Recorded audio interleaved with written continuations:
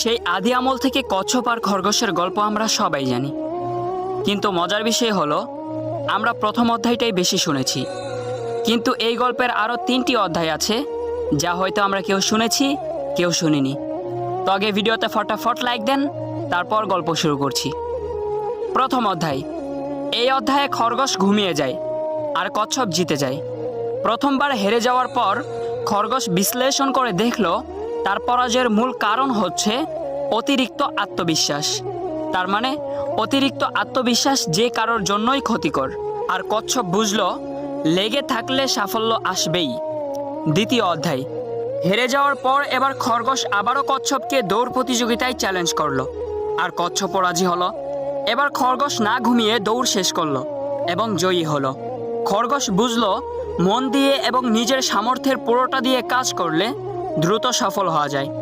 আর কচ্ছপ বুঝলো ধীরস্থিরভাবে চলা ভালো, তবে কাজে উপযুক্ত গতি না থাকলে প্রতিযোগিতামূলক পরিবেশে জয়ী হওয়া অসম্ভব। তৃতীয় অধ্যায়। কচ্ছপ এবার খরগোশকে আরেকটা দৌড় প্রতিযোগিতায় আমন্ত্রণ জানালো। খরগোশও নির্দ্বিধায় রাজি হয়ে গেল। তখন কচ্ছপ বলল, একই রাস্তায় আমরা দুবার দৌড়েছি, এবার অন্য রাস্তায় হোক। খরগোশ রাজি। অতএব নতুন রাস্তায় দৌড় প্রতিযোগিতা শুরু হলো।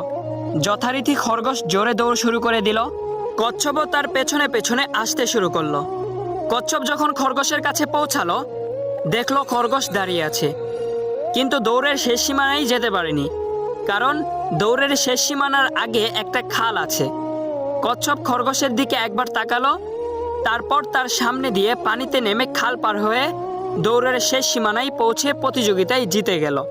খরগোশ বুঝলো শুধু নিজের শক্তির উপর নির্ভর করলেই হবে না, পরিস্থিতি আর বাস্তবতা অনুধাবন করাও ভীষণ প্রয়োজনীয়।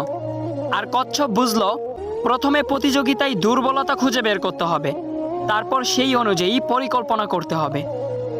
ওয়েট, গল্প কিন্তু এখানেই শেষ নয়। চতুর্থ অধ্যায়। এবার খরগোশ কচ্ছপকে আরেকটি দৌড় প্রতিযোগিতার জন্য আহ্বান জানালো, এই একই রাস্তায়। কচ্ছপ রাজি হলো, কিন্তু এবার তার দৌড়াবে সহযোগী হিসেবে।